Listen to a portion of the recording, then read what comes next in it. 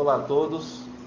Hoje vou entrevistar Márcio Correia, professor Márcio Correia de São Carlos. Ele vai falar sobre a parábola do bom samaritano. Ele faz parte do núcleo kardecista Paz, Amor e Fraternidade de São Carlos, né? Logo após a entrevista, ele vai nos conceder a palestra sobre a parábola do bom samaritano. E eu vou fazer algumas perguntas para ele aqui. Primeiramente, eu agradeço a oportunidade, a disposição de dar essa entrevista para mim, porque eu acredito, assim como eu estou fazendo nas outras, o importante mesmo é a divulgação da doutrina. Estou com esse canal e o intuito maior é a divulgação. Márcio, nessa parábola, o que são os samaritanos? Veja, depois que houve o cisma das 12 tribos de Israel, a Samaria foi colocada à parte. E aqueles que nasceram então, ou pertenciam à região da Samaria, eram mal vistos pelos demais. Eles inclusive não se consideravam próximos. Eles tinham um tratamento muito diferenciado. Eles estavam à margem.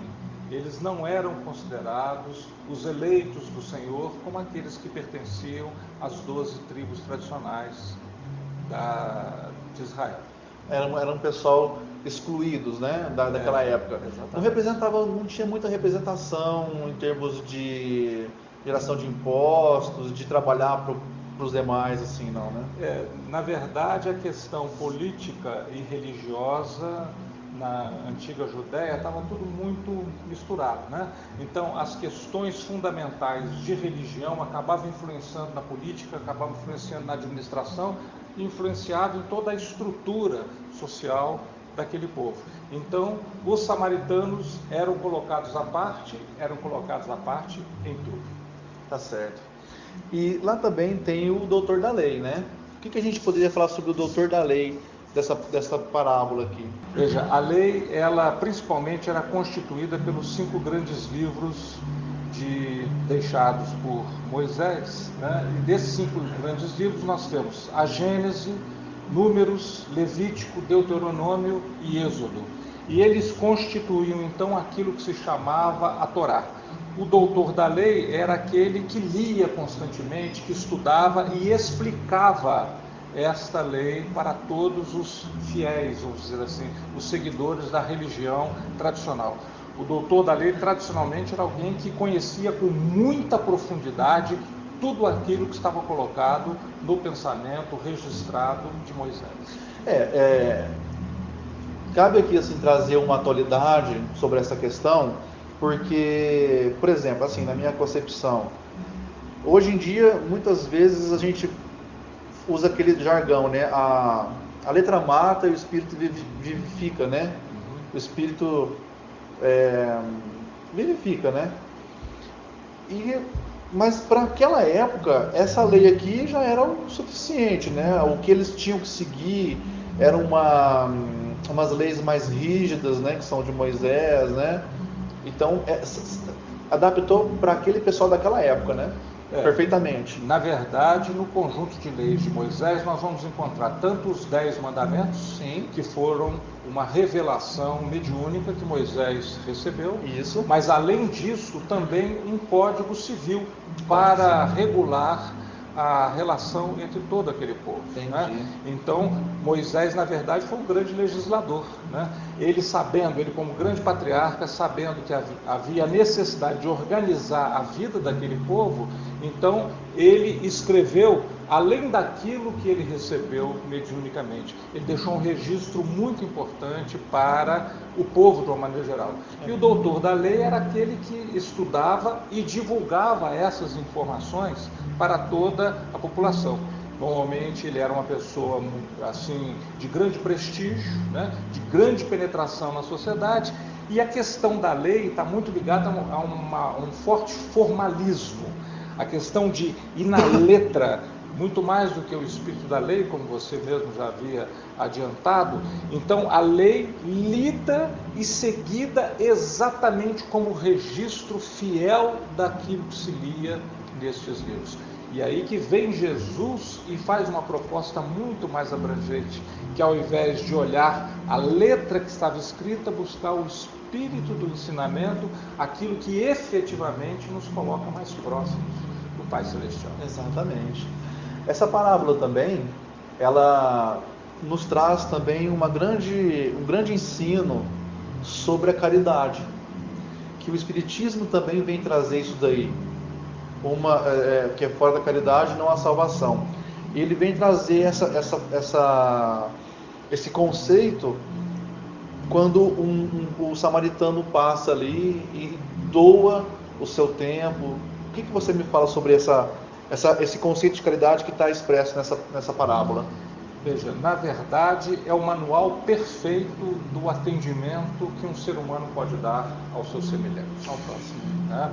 Tudo aquilo que se espera da forma de atendimento, desde o início, quando você se aproxima e você tem piedade do seu semelhante por ele estar passando por alguma dificuldade, até o encaminhamento da questão, a condução da solução do problema e o futuro acompanhamento do problema e colocando-se, no caso, na figura do samaritano, colocando-se como alguém responsável e que se interessa pela consequência daquele atendimento. Na verdade, isso é um grande manual, um manual perfeito de como é que cada ser humano deve atender ao seu semelhante.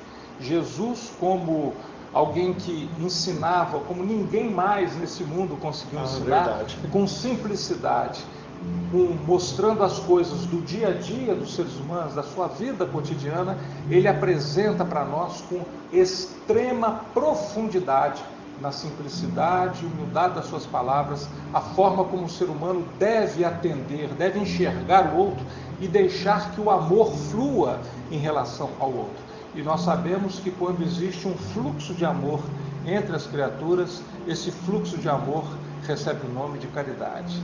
E como Jesus nos deixou uma doutrina, que como nós lemos mesmo no Evangelho segundo o Espiritismo, se fosse resumida numa única palavra, essa doutrina seria amor. O amor constitui tudo aquilo que nós precisamos saber.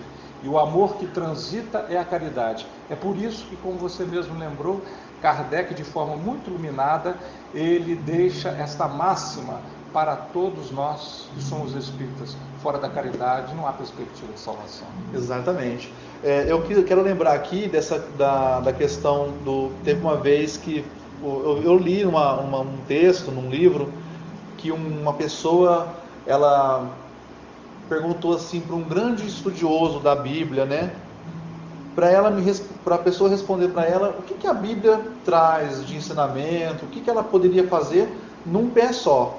Se ele aguentaria explicar a Bíblia num pé só. E ele falou, não, é impossível, porque tem muitas coisas e tal, tem várias passagens. E aí ele perguntou para eu não lembro muito bem assim a passagem, mas ele perguntou para um monge, para um estudioso. Ele falou assim, a Bíblia é amor, o restante é complemento, o restante é estudo, mas a Bíblia passa amor, ela quer passar isso, a mensagem dela é isso.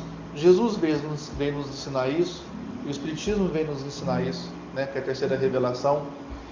Então é como você disse, é o amor e acima de tudo, né? E se nós olharmos, tem uma carta escrita por João, que foi um dos mais próximos discípulos de Jesus, que compreendeu com grande profundidade a mensagem do Cristo. Numa das cartas de João, aliás a primeira, ele diz: Deus é amor. Exato. Então quando ele coloca isso, então nós percebemos o quê? A grandeza e a necessidade de nós aprofundarmos nesse conceito. Não como um conceito vazio que fica nos livros, mas como um conceito que a gente procura trazer para o dia a dia, como Jesus colocava para nós, estabelecer como norma de procedimento, porque é desta maneira que a gente transforma esse mundo em algo melhor. É verdade. Ô Márcio, como Jesus responde, eu escrevi aqui, como Jesus responde à pergunta do doutor da lei, mestre, o que é preciso que eu faça para possuir a vida eterna? Relativamente a esta parábola, Jesus diz a ele, você é doutor da lei, o que é que você lá lê? Então Jesus responde com uma contrapergunta, né? Exatamente para que ele, doutor da lei, pudesse compreender com base naquilo que ele mesmo estava estudando e ensinando para os seus concidadãos, né? Então, quando Jesus pergunta o que você lê lá, aí ele se lembra dos preceitos que estão na Torá, de que é necessário amar a Deus sobre todas as coisas, e também é necessário amar ao próximo. Só que o doutor da lei vai mais à frente e pergunta para Jesus, mas quem é o meu próximo?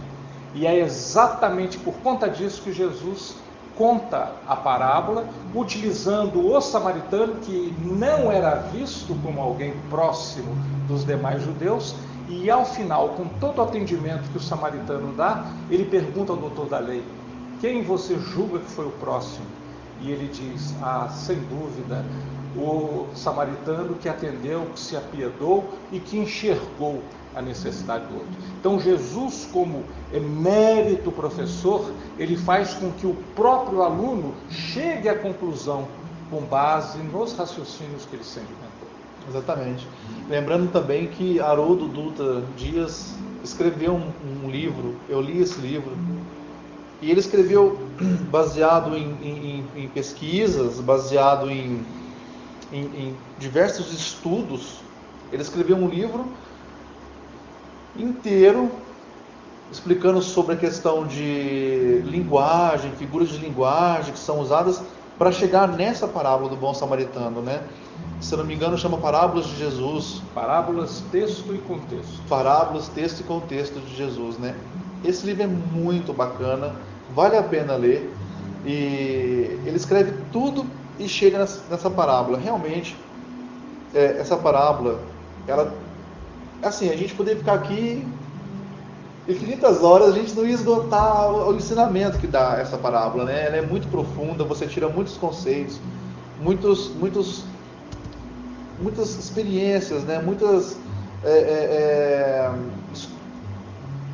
pérolas, como diz o Haroldo, né? Quer fazer alguma reflexão final sobre essa parábola? Veja, eu só estava me lembrando aqui, final dos anos 70, houve uma confraternização espírita na zona da Mata Mineira, que eu tive ainda a oportunidade, ainda jovem, de participar, e quem era o organizador, era o palestrante que conduzia os estudos, foi um grande assistente social, foi professor da USP de São Paulo, hoje já desencarnado, Paulo Barbosa. E eu me lembro que o professor Paulo Barbosa, como assistente social, portanto, como profundo conhecedor das técnicas de ajuda, mas também como espírita e profundo conhecedor do pensamento de Jesus, do Evangelho de Jesus, ele disse, tudo o que o ser humano precisa saber para atender o seu semelhante está contigo. É um perfeito manual, não há nada mais moderno do que aquilo que Jesus nos ensinou. É isso aí. Bom, Márcio, eu agradeço a sua atenção, a sua disponibilidade, a sua, foi muito bacana estar aqui com você hoje. E logo após eu vou lançar aí na página a palestra que ele vai dar sobre essa parábola, tá bom? Obrigado mais uma vez. Eu que agradeço. Tchau, tchau.